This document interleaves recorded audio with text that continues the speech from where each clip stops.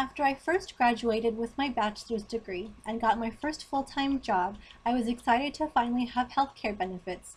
I decided to go ahead and make my first annual visit to a doctor, which I hadn't done in many years. When I finally arrived, I was greeted instead by a nurse practitioner. I was a little miffed, as she had told me that she was going to be the one to provide my care instead of a doctor. I told her that since I wasn't going to be seen by a doctor, that I would prefer to leave, reschedule, and come back when a quote-unquote real doctor was available to see me. She explained to me that she had the qualifications and license necessary to provide an entire medical office visit and even prescriptions as necessary, and urged me to go ahead and stay and see for myself that she can provide the entire office visit. Why on earth do nurse practitioners even exist, I wondered, because why can't we just all have medical doctors as our family physician? And even though she told me she had all of the qualifications needed, I wondered, is visiting a nurse practitioner, or NP as they're sometimes referred to, really just as good as visiting a physician? Now that I'm back at school and I am going to become a nurse, and I'm planning to become entering the master's field and become possibly an NP, I decided to research the field of nurse practitioners to see if it really is a credible profession and if the degree really does provide the qualifications necessary to fill the needs that they fill at the hospital. After a review of the literature, the professional literature, I came to the conclusion that there really is indeed a need for nurse practitioners, and that they really are qualified and they truly do provide safe and effective care for their patients. So first of all, why is there a need for nurse practitioners above and beyond what physicians can provide? Well, one is an increase in the population of people who need family care.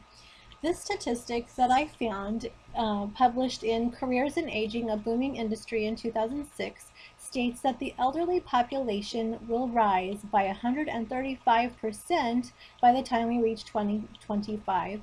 And one reason that this article stated was because of the baby boomer generation, which we have heard is quite large, and now they are entering the elderly phase of their life. And in addition to that, there's a lot of medical technologies that have enabled more people to live longer than ever before, resulting in a population that has increased needs that is incredibly high in numbers. And in addition to that, a couple of years ago, the Affordable Care Act was passed, known also as Obamacare, which increased the population of people who now have access to health care by 20 million Americans. And I found that statistic in an article entitled Projecting U.S. Primary Care Physician Workforce Needs 2010 to 2015 in the Annals of Family Medicine, in a 2012 article written by Patterson et al. And the 20 million Americans in that article, combined with a 135% increase in the elderly population, contributes to a significant demand additional to what we've experienced previously on the healthcare industry, including that of family medicine. In an article entitled The Looming Doctor Shortage, which was published in Life Extension magazine in 2013, the author W. Falloon stated that in 2013, when it was published, there was a need for 62,900 more doctors than there was currently. And he projected that by 2025, we would need 100,000 more doctors than what is currently being produced by medical schools to fill America's needs. That's a pretty drastic number of doctors that we would need to fill our family care needs. And so there definitely is a need for more doctors to be produced to meet those needs. But why can't we just produce more doctors, as I had initially proposed, instead of bringing in nurse practitioners? Well, there's two reasons that contribute to nurse practitioners in the field instead of simply more doctors. And one is the very act of going to medical school itself. In the article from the Annals of Family Medicine by Patterson et al., um, medical school is very expensive, and the specialized fields such as cardiology or orthopedics are highly lucrative, especially when compared with family medicine. And when college students compare the specialized field's income to that of family medicine and analyze that against their student loan debt, they feel very compelled to enter a more lucrative field so that they can better provide for themselves. And so there's a lot of pull away from that family medicine for that particular reason. The same article in the Annals of Family Medicine proposed a number of measures to entice college students back into joining the ranks of family medicine, but they also agreed that it may not be feasible, especially in the short term, because putting those measures in place would take several years.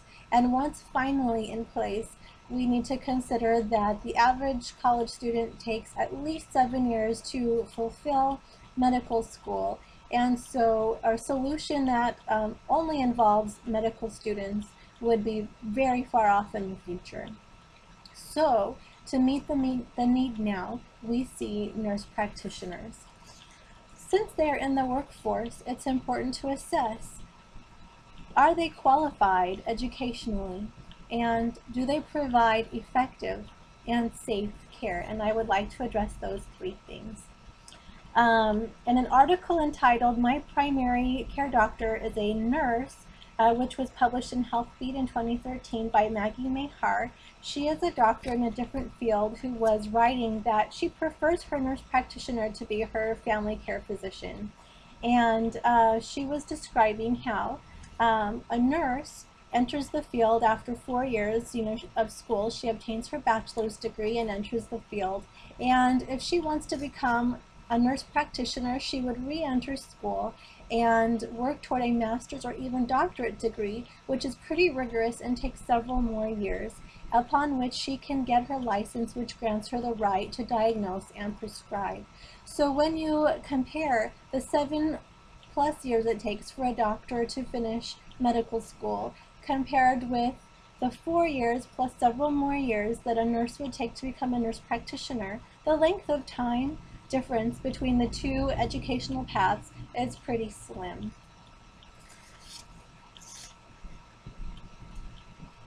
So now that we see that they do indeed have the qualifications to prescribe, they go through the same amount of schooling, maybe in chunks of time, but they do eventually get the schooling, and they also get the license, which grants them to prescribe and diagnose.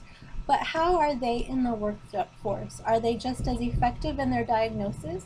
And when observed in a hospital setting, are they just as safe as if we see a medical doctor? I think that those 2 points are very poignant, and I'd like to address first the efficiency.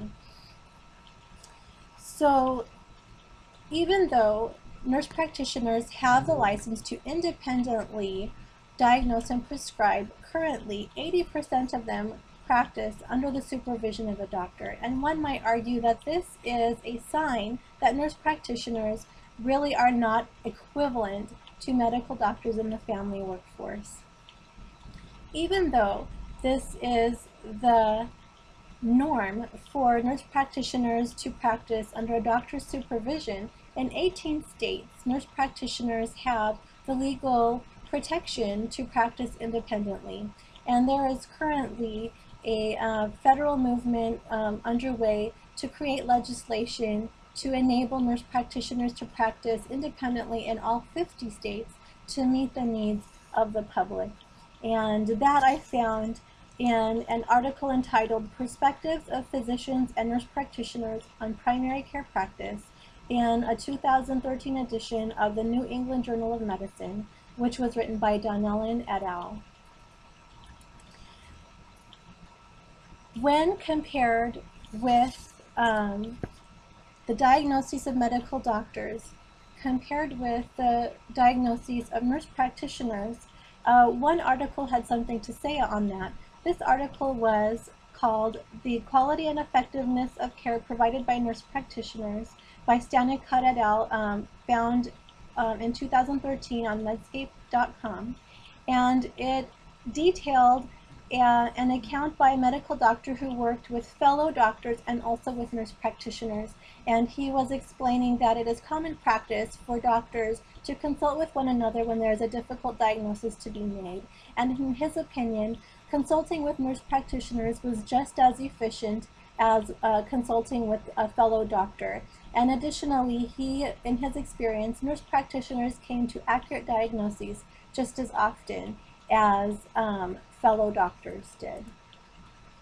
So in light of legislative backing and the right licensing that shows the effectiveness of nurse practitioners to practice independently, are they just as safe? So therefore, if I were to go into the emergency room and I was seen by a nurse practitioner instead of a doctor, would the decisions made by the nurse practitioner be just as safe as those made by a doctor?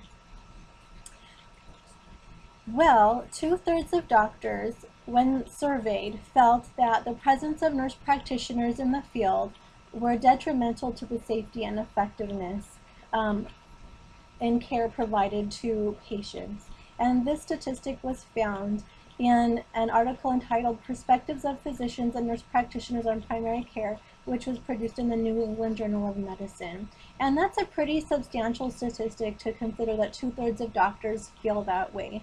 So I wanted to know more, and I found a study in Medscape, The Quality and Effective of Care Provided by Nurse Practitioners, that delved into whether or not nurse practitioners really do provide the right level of care. And what they did was, within an ambulatory setting, they analyzed the work of nurse practitioners and also the work of medical doctors and compared the occurrence of mistakes made with prescriptions, with diagnoses, and also with their operative care within the ambulance.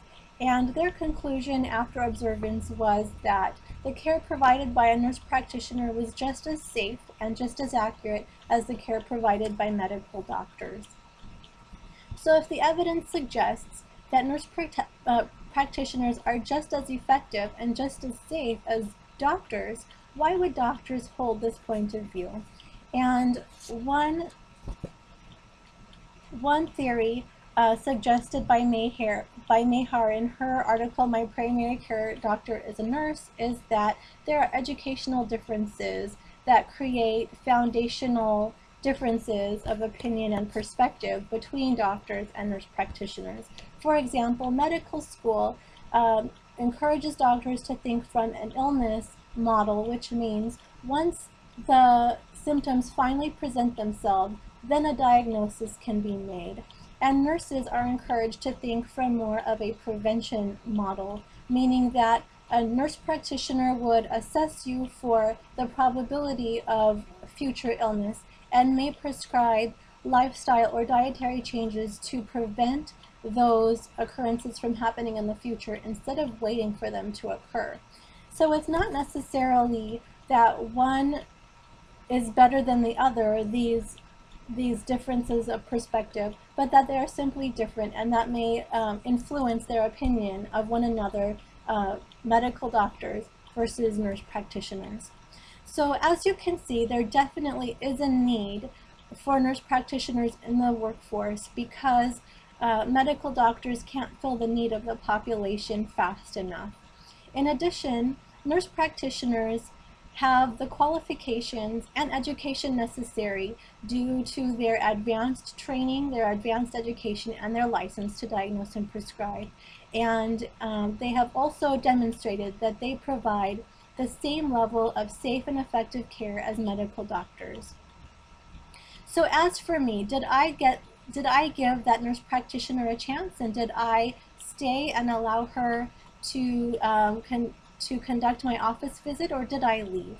Well, she did convince me to stay. I decided I was already there and I might as well just go through with the office visit. And to my surprise, I found her to be very professional and very knowledgeable And I have been going to her as my physician ever since all of these many years. And I feel that if her level of professionalism and knowledge is indicative of the type of professionalism and knowledge of nurse practitioners as a whole, then I feel very safe to say that nurse practitioners can deliver the high quality care that is expected and needed of our population, and I would be very honored to join their ranks. Thank you.